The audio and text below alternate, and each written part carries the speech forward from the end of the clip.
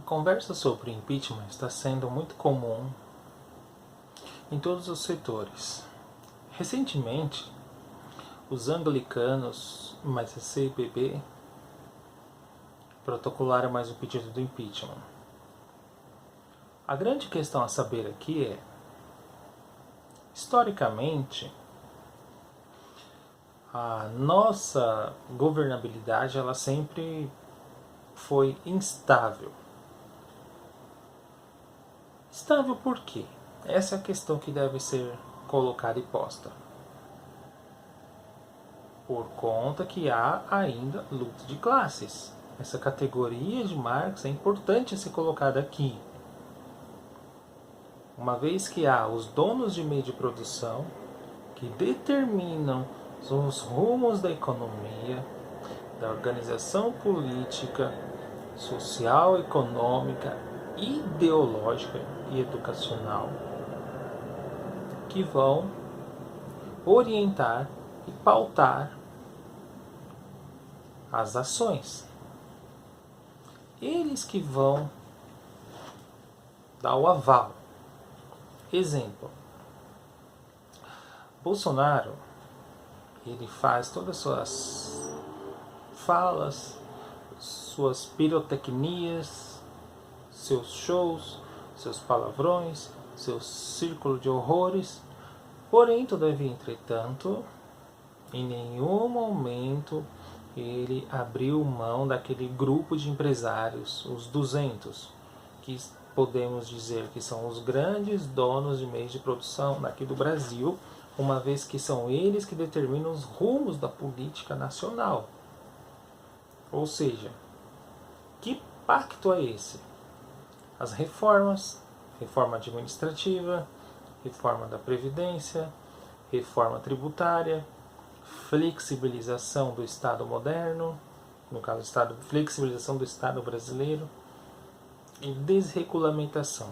Essas são as palavras cernes de um governo neoliberal. E continuar com a economia liberal e a financiarização e desindustrialização brasileira e a precarização do trabalho e a privatização de muitos setores. Essa é a pauta. Em nenhum momento ele abriu mão disso aí. O impeachment vai se dar por conta do apogeu de vários fatos, que é a questão de Manaus. O descaso do Estado brasileiro para com a vida humana, uma vez que ele é responsável direto porque ele simplesmente foi omisso. Agora, neste momento, o que está ocorrendo? Uma investida forte de Bolsonaro contra o Instituto Butantan e contra a Fiocruz. Ou seja, de que maneira que ele está fazendo o investimento? Investimento, quando eu falo, não é investimento financeiro. Investimento é um ataque centralizado cujo objetivo é minar as forças que estes setores têm. E de que maneira que mina isso? Não fazendo investimentos na ciência, na tecnologia, burocratizando o processo de cura do brasileiro. É mais ou menos isso que está acontecendo. Para lá na frente acusar o governo estadual e culpá-lo. Todas essas ações, somadas de Manaus, somadas aos seus dizeres, são pautáveis sim de impeachment. São crimes, claro. E podem, todavia, entretanto, levá-lo adiante por crime internacional ao Tribunal de Haia. Isso é fato, está de acordo com todos, com a direita, com a esquerda, etc. e tal. A questão a saber é: encaminha-se o impeachment, do qual Rodrigo Maia está sentado naquela cadeira e não nada faz, finge que nada está acontecendo, e a partir disso nós temos o seu vice. Se compararmos em termos de personalidades, eles são diferentes. Bolsonaro é mais destemperado, fala o que pensa que vem na cabeça, parece que sai do seu inconsciente e sai dizendo tudo o que vai falando, como se fosse uma associação livre, psicanaliticamente falando, sem autocensura. Fala o que der na telha, como a linguagem popular diz.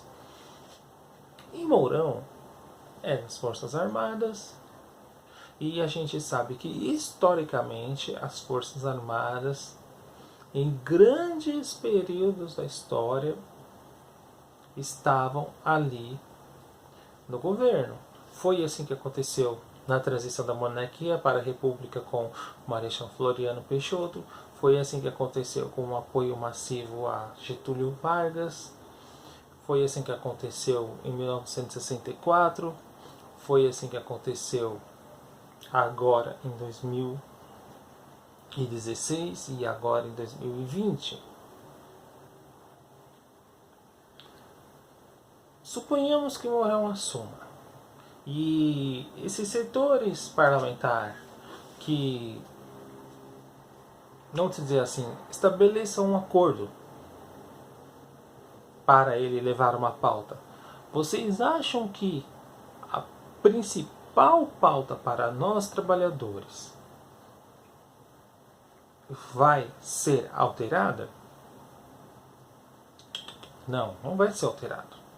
A forma neoliberal de agir no Estado brasileiro, a centralização de ações para flexibilização do Estado brasileiro, reforma administrativa, investimento na reforma da Previdência, a reforma tributária, isso vai continuar. Então, a gente pensa, qual é o sentido então do impeachment? Quem está por trás dele? Quem vai determinar ou não? Lembra que eu falei anteriormente das forças produtivas? São aqueles os donos de meio de produção. Se eles estão contentes com a forma de está sendo coordenada a economia, eles vão manter. A questão que eles não estão gostando é a demora para fazer as reformas. Mas eles estão recebendo a promessa que ela vai ser feita e vai ser votada. Haja visto que está na boca e do trombone a reforma administrativa.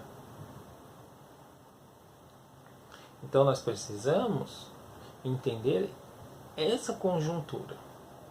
Suponhamos que saia Bolsonaro e entra Mourão, a política neoliberal ainda vai continuar. As Forças Armadas ainda vão continuar lá. O principal eixo que precisamos saber é, para nós, vai mudar no que se refere à condução da pandemia, do cuidado com a pessoa. Agora, o que suponhamos que o vice vai fazer, talvez não seja nessa condução desastrada como este. Não podemos saber. Nós não trabalhamos com futurologia. Mas retirando um que tem uma condução totalmente desastrada, programada e muito bem pensada, isso que tem que ficar bem claro, vai dar lugar a outro que vai seguir a mesma linha econômica, do modo de ser e continuar com as reformas. Para nós trabalhadores, que tipo de alteração haverá? Nenhuma. É isso que a gente tem que entender. E como que a gente faz, quem sabe, para começar a alterar as coisas? É preciso que comecemos a entender a ordem das coisas. A política representativa, quem determina a pressão sobre eles somos nós. Se a gente entender isso, a gente começa a fazer de fato política. Então, aqui para fechar, vamos fechar com uma tese. Solução impeachment, problema Mourão. Até mais.